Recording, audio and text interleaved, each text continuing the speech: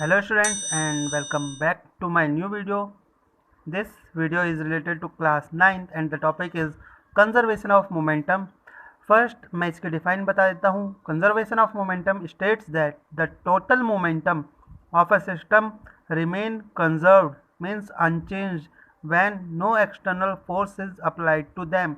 Means किसी भी एक particular system में जो total momentum है वो सेम रहेगा, कंजर्व्ड रहेगा, वो कभी भी चेंज नहीं होता. अब मैं आपको मोमेंटम का फॉर्मूला यहाँ लिख देता हूँ. मोमेंटम होता है mass into velocity. Second law of motion में आप पढ़ चुके हैं.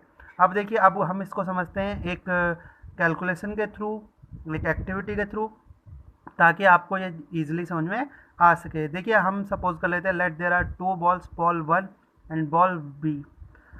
They are moving in opposite direction with velocity va and ua and ub. क्योंकि इनिशियल वेलोसिटी की बात हो रही है तो ua एंड ub पे ये मूव कर रहे हैं. एक पॉइंट ऐसा आता है जहाँ पर जाकर ये दोनों ही कोलैप्स कर जाते हैं, स्ट्राइक कर जाते हैं. उसके बाद ऑब्वियस सी बात है कि टकराने के बाद ये अपनी अपोजिट डायरेक्शन में चले जाएंगे. तो मैं मान लेता हूँ यहाँ इसमें फोर्स लगा है एफ ऑफ ए और यहाँ इस पर फोर्स लगा है एफ ऑफ बी. इस बॉल का मैं मास मान लेता हूँ एम ए, मास इसका ये है, और इसका मास मान लेता हूँ m B. So here as you all know, यहाँ पे जो फोर्स लगा है वो इक्वल लगा है बट अपोजिट डायरेक्शन में लगा है. Third law of motion states that every action has an equal and opposite reaction. यानी यहाँ पे भी अगर ये बॉल इस तरफ और ये बॉल इस तरफ आ रही है तो दोनों में जो फोर्स अप्लाई हुआ है वो अपोजिट डायरेक्शन में हुआ है बट सेम मैग्नीट्यूड में हुआ है. तो मैंने वो लिख दिया F of A equal to minus F of B. तो यहाँ देखिए, फोर्स अगर आपको पता हो तो फोर्स का फॉर्मूला होता है मास इनटू एक्सेलरेशन. अब देखिए, अगर मैं बात करूं इसकी, मान लीजिए स्ट्राइक करने के बाद जो इसकी फाइनल वेलोसिटी आई है that is v of A and इसके फाइनल वेलोसिटी है वी ऑफ बी. तो एफ ऑफ ए कितना हो जाएगा, मास इसका एम ए था, एंड एक्सेलरेशन, एक्सेलरेशन आपको पता है क्या होता है, मैं यहाँ से डिफाइन भी कर देता हूँ. V minus U upon T, change in velocity per unit time. So अगर मैं बात करूं ए बॉल की, तो ए बॉल के लिए v क्या है, मतलब फाइनल वेलोसिटी वी ए है and initial velocity u A थी. तो v A minus u A upon जो भी इनके कोलिजन में टाइम लगा है t is equal to minus में एफ ऑफ बी यानी मास इंटू एक्सेलरेशन. मास है एम बी और एक्सेलरेशन हुआ है final velocity v of b minus u of b. Actually सारा खेल फॉर्मूलाज का है, फॉर्मूलाज आपको याद रखने हैं. मैंने देखिए क्या करा, दोनों में पहले फोर्स का फॉर्मूला लगाया, फोर्स से मैंने फॉर्मूला बनाया मास इंटू एक्सेलरेशन, और एक्सेलरेशन को मैंने पुट करा v minus U upon T, जिसे मैं change in velocity per unit time भी कहता हूँ.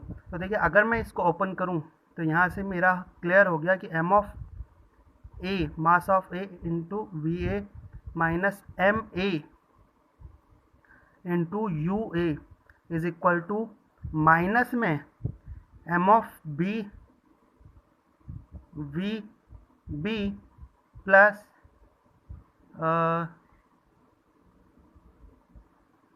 M of B you B.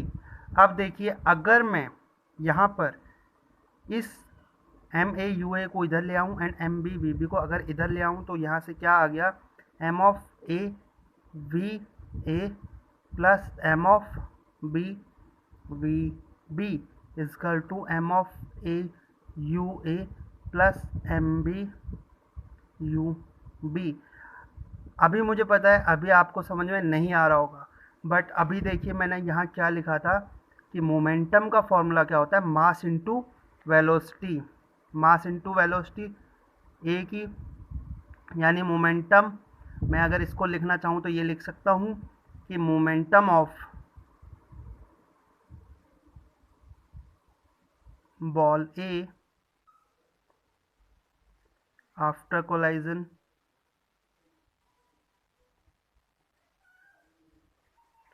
इसको मैं लिख सकता हूँ मोमेंटम ऑफ